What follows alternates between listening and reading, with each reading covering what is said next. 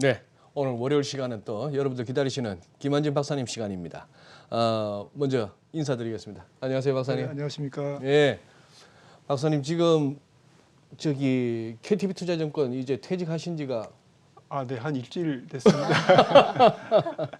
아니 지금은 어디 다시 다녀오실 때도 없고 지금 같으면 진짜 어디 예전 같았으면 해외여행이라도 좀 다녀오시고 좀 심신을 그거 하셔야 되는데 그냥 만화 삼국지 보고 있습니다. 만화상국지 죄송하지만 처음에 시장에 발들이신 지가 언제였습니까? 예, 1986년 5월입니다. 네. 86년 5월. 네네. 그럼 시장에 계신 지만 36년. 맞습니다.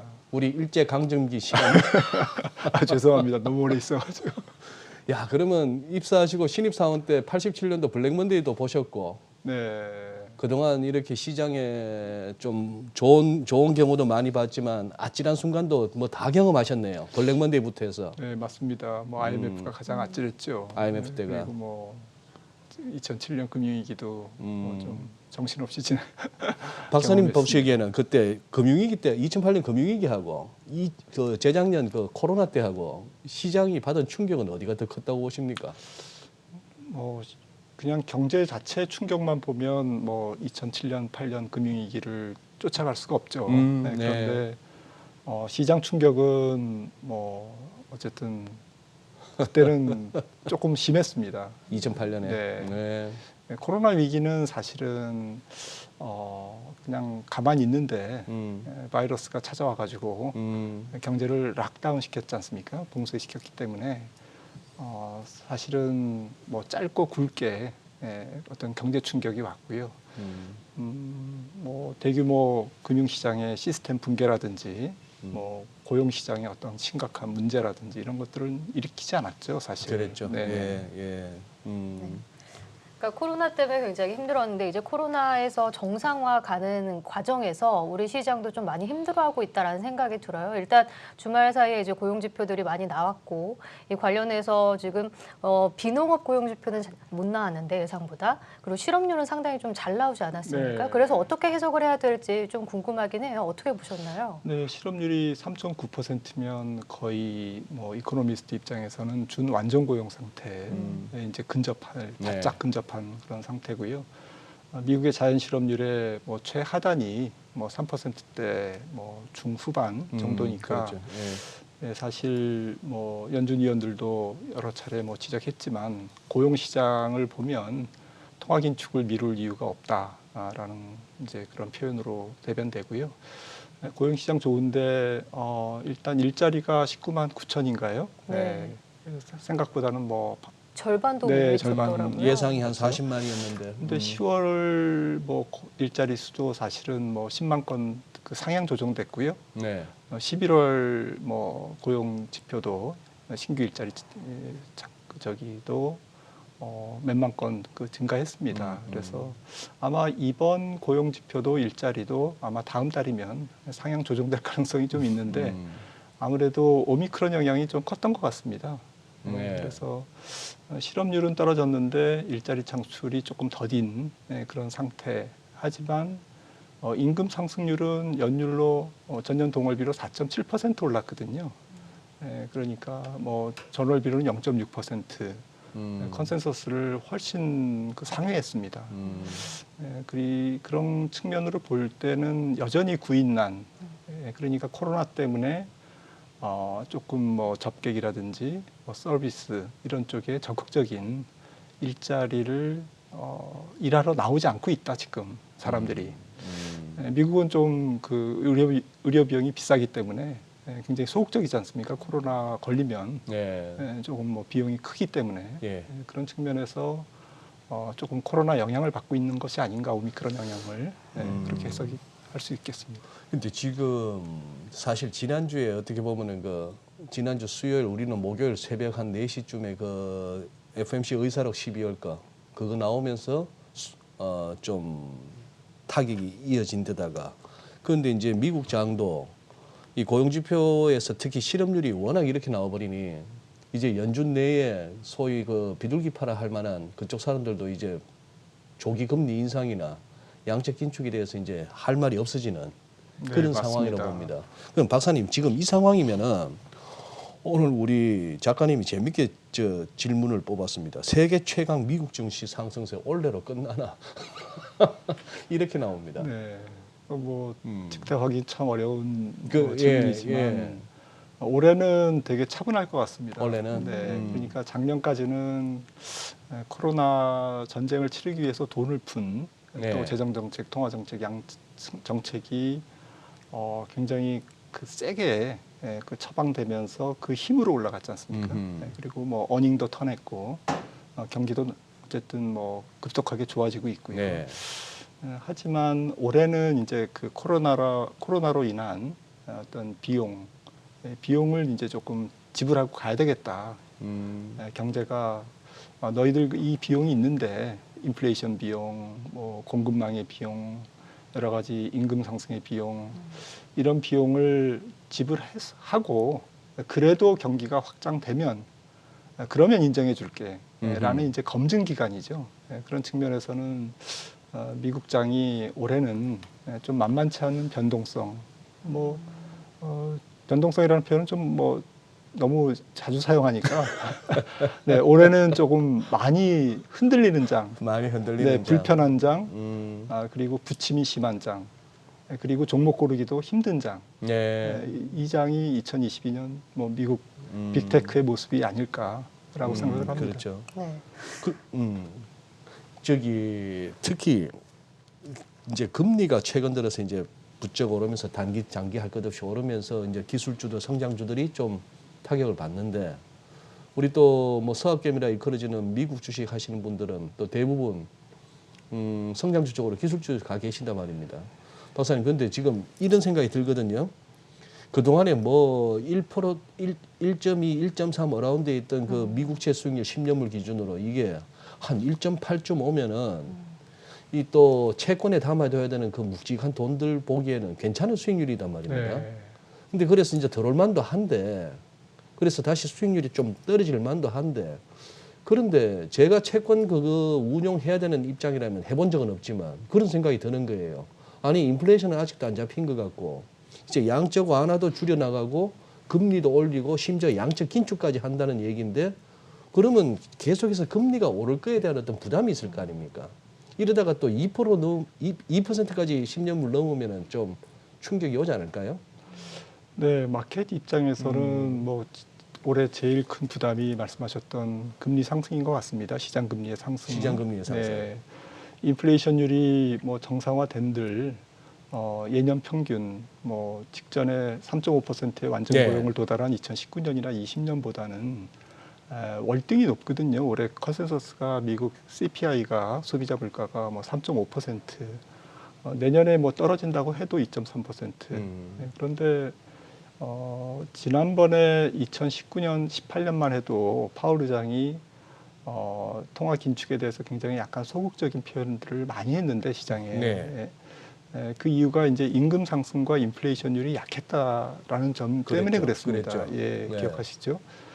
그런데 이번 같은 경우에는 만약에 지금 올해 물가 상승률이 지난 3.5%의 직전 완전 고용을 도달할 때보다 2019년보다 굉장히 높은 수준에서 정상화되고 정상화된들 어쨌든 높은 수준으로 유지되고 이 인플레이션율이 내년까지 지속된다면 연준 입장에서는 어쨌든 긴축을 계속 해야 되는 일종의 연준이 패가 꼬인 후행적인 통화 정책을 펼치고 경기를 부양하느라고 조금 실기한 네.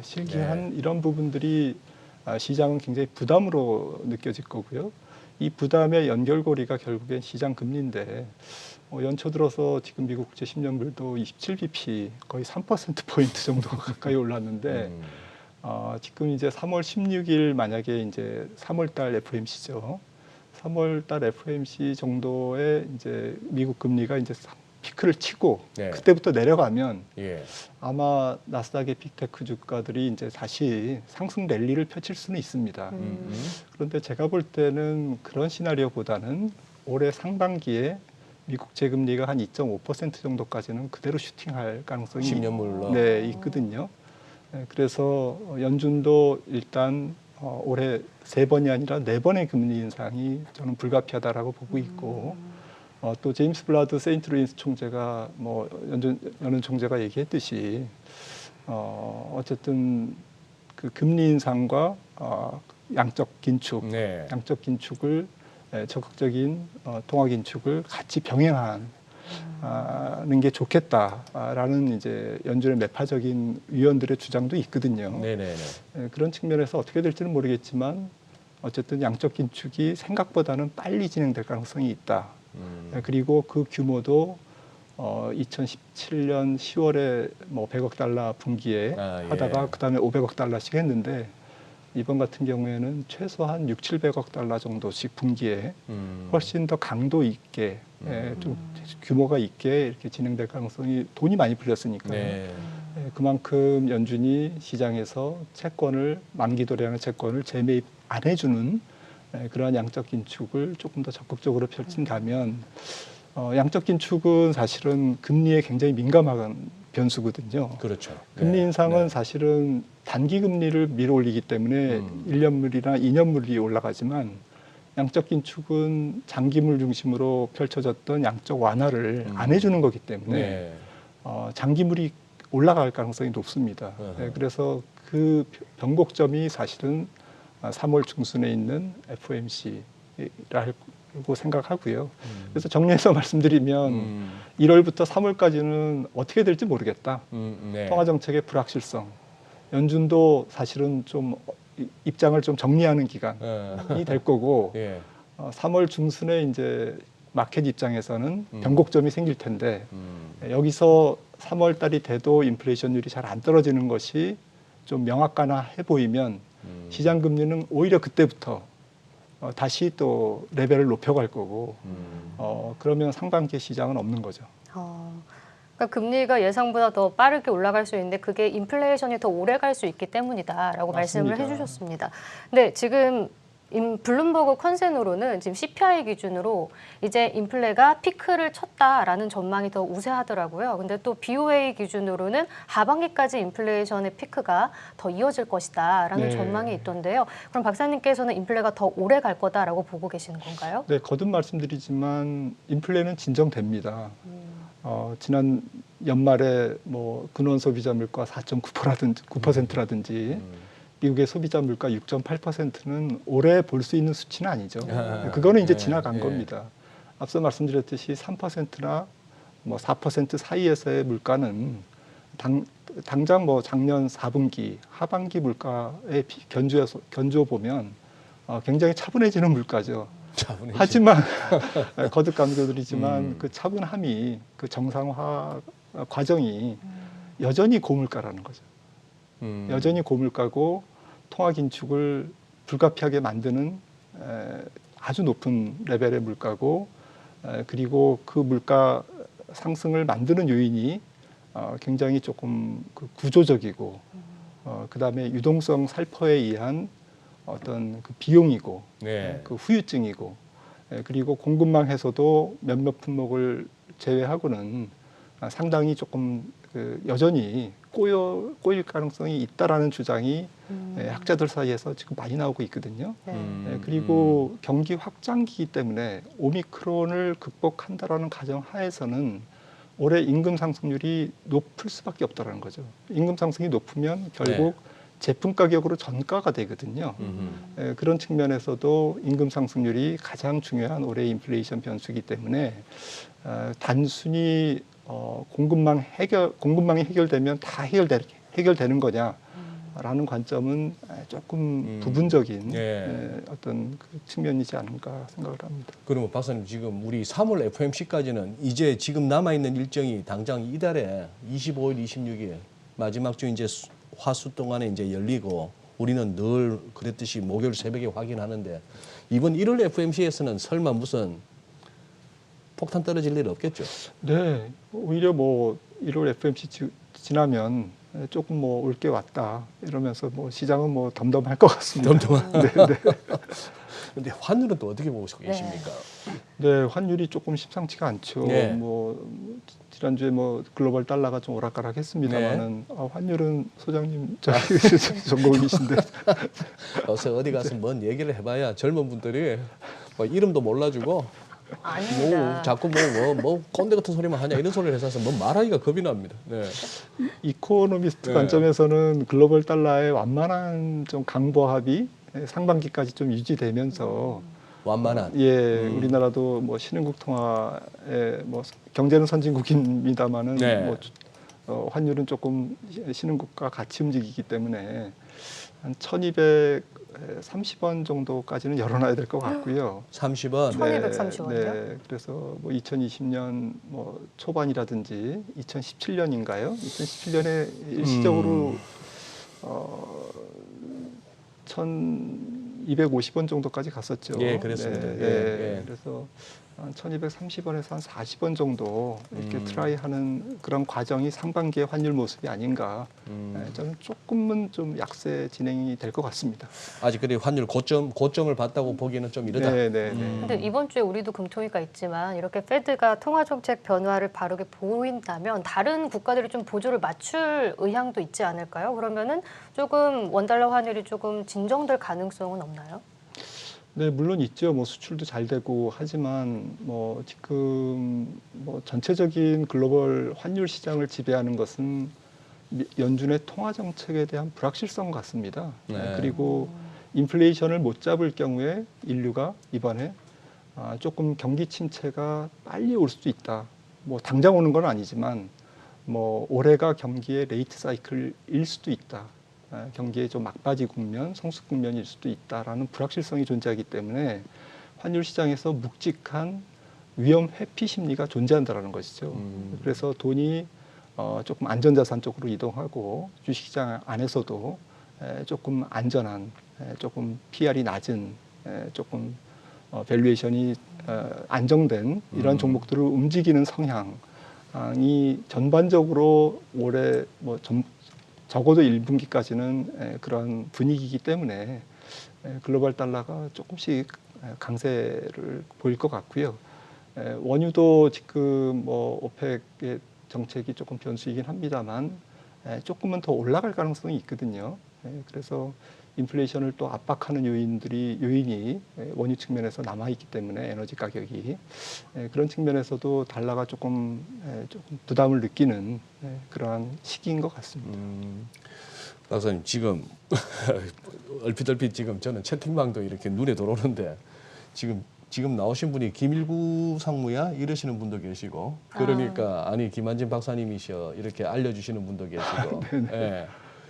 이 얘기는 아마 그렇게 이제 이런 대화가 오고 간다는 얘기는 지금 이제 시장이 이제 몸담으신 지가 그야말로 한 2, 3년 길어야 이런 분들일 수도 있다 하는 얘기입니다. 그래서 지금 그렇게 한번 여쭤볼게요. 2020년 재작년 코로나 닥쳤다가 우리 훅 올라왔던 그거 하고 그다음에 작년 1월 달에 9만 전자 뭐 10만 전자 하다가 1년 내내 고생했던 작년 그리고 이제 올해를 맞는데 아마 박사님 같으면은 2020년은 21년은 그리고 올 한해는 이렇게 뭔가 이 규정을 해 주실 수 있을 것 같은데. 네, 2020년은 사실은 뭐 말씀하셨듯이 V자 반등과 쇼크가 왔고 그거를 정책의 힘 그리고 코로나 쇼크라는 특징이 있지 않습니까? 네. 바이러스는 언젠가는 우리가 극복할 수 있다라는 자신감 실제로 뭐 조금 극복돼 왔고요. 그리고 뭐 중환자 비율이라든지 이런 부분에서 보면 사실은 지금 많이 극복한 상태거든요. 그렇죠. 일일 네. 확진자는 뭐 지금 미국이 100만 명 넘었지만 그런 측면에서는 코로나는 지금 통제 가능한 범위 내에 있다. 이게 2020도 통제할 수 있을 것이다라는 이제 자신감이 2020년 장이었고요. 네. 2021년 장은 그 코로나 전쟁을 치르느라고 풀어놓은 재정 정책과 통화 정책의 힘으로 올라간 그런 장이었고 올해는 말씀드렸듯이 그 비용에 대해서 조금 고민을 하는 조금 두려워하고 이 불확실성이 존재하는 그런 한 해인 것 같습니다. 그래서 이 부분을 좀 잘 극복하면 사실은 이제 금융 장세에서 정상적인 실적 장세 코로나를 극복하고 금리가 오르지만 경기와 기업 실적이 좋아지는 실적 장세로 가는 과도기적 양상이 2022년 올해 주식시장의 어떤 국면적 정의가 아닌가 저는 그렇게 생각을 합니다. 과도기적이라 하시면 결국 장세는 계속해서 좀 덜컹거릴 수밖에 없는. 네, 덜컹거리다가 이제 이걸 극복하면 결국 인플레이션도 이기고 여러 가지 뭐 불확실성을 뭐 극복하면 네. 제 생각에는 뭐 경기가 결국에는 뭐 올라가지 않습니까? 기승전결 경기는 예, 다 예, 올라가기 때문에 기업 실적도 올해 이제 컨센서스가 조금 나빠지지만 다시 올해를 바닥으로 컨센서스는 내년부터는 조금 개선되지 않을까라는 측면에서도 실적 장세를 앞둔 진통 과정이다 이렇게 생각을 합니다.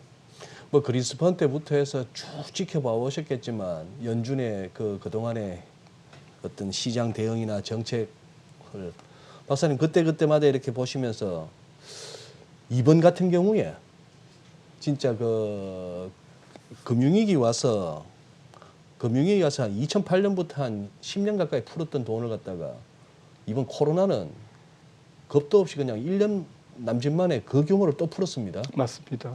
이거 연착륙이 된다고 보십니까? 연준을 쭉 와치해 오신 분으로서. 돌아올 수 없는 강을 건넜죠. 돌아올 수 없는 강. 네.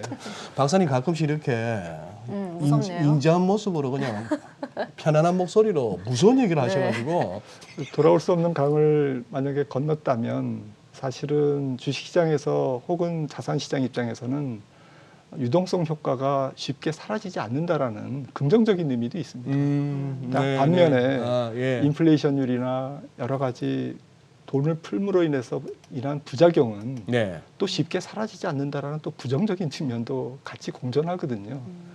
그래서 올해는 이제 말씀드렸듯이 이 긍정적, 부정적 이 효과가 충돌하면서 시장을 조금 불편하게 만드는 시기인 것 같습니다.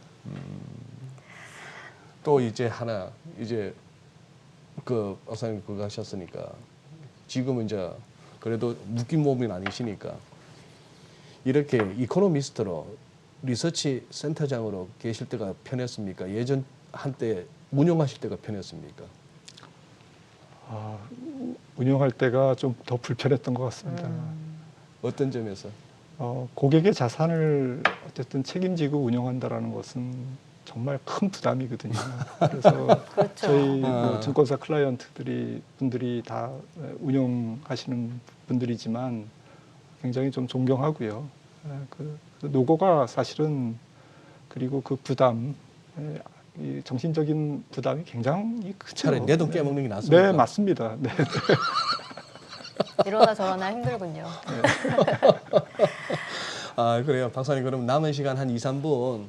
지금 우리 투자자분들, 특히 우리 개인 투자들이 정말 이렇게 뭐 거의 멘붕이라 할 것 같습니다. 네. 아니, 뭐 작년에는 지수가 높아서, 주가가 높아서, 포트내 비중이 높아서 연기금 판다더니 지금처럼 주가 낮은데도 연기금을 계속 팔고, 기관은 리포트 낼 때는 맨날 사라 하면서 자기들은 늘 팔고 있고, 외국인도 쉽게 안 돌아와주고, 특히 개인들의 어떤 많이 이렇게 집중되어 있는 종목일수록 더 안 매겨주고, 좀 어떻게 조언을 좀 주신다면요. 이 덜컹거리는 장에서. 네, 투자 스타일에 따라 뭐 많이 다르겠지만 아무튼 모멘텀 플레이, 뭐 단기 트레이딩 하시는 분들은 좀 상당히 오래 기술이 필요한 한 해가 아닐까 싶고요. 오히려 장기 투자를 하시는 분들은 뭐 주식을 조금 싸게 살 수 있는 뭐 어쨌든 기회가 올해 곳곳에 가능하기 때문에 조금 리스크 관리하면서 결국 종목 고르기를 좀 차분하게 해서 한 향후 2, 3년간 성장하는 기업을 찾으면 오히려 뭐 전화위복이 되지 않을까 싶습니다. 그런데 올해는 현실적으로 지수 저항이 좀 있는 해라고 저는 보기 때문에 또 다양한 스타일의 뭐 작년에 BBIG, 뭐 배터리, 뭐 바이오, 뭐 게임, 뭐 인터넷 게임이었지만 저는 제일 뒤에 BBIG 중에 IG가 IT 그로스 종목을 조금 주목해 보시라. 그러니까 좀 전체적으로는 중소형주 중심의 장이 될 것 같고요. 중소형주가 이렇게 좀 테마를 아주 강력하게 형성하기보다는 지금 나와 있는 다양한 여러 대여섯 가지 넘지 않습니까? 그러한 테마성 어떤 중소형주들이 단발적으로 움직이는 장 가운데 조금 종목 고르기가 좀 힘들긴 하겠지만 용기를 내시고 이러한 중소형주 쪽에 성장주에 조금 더 집중을 하시되 IT 종목에도 조금 더 집중하시면 좋겠다 이렇게 생각을 합니다. 네. 알겠습니다. 오늘 말씀 여기까지 듣겠습니다. 김한재 이코노미스트와 함께했습니다. 고맙습니다. 감사합니다.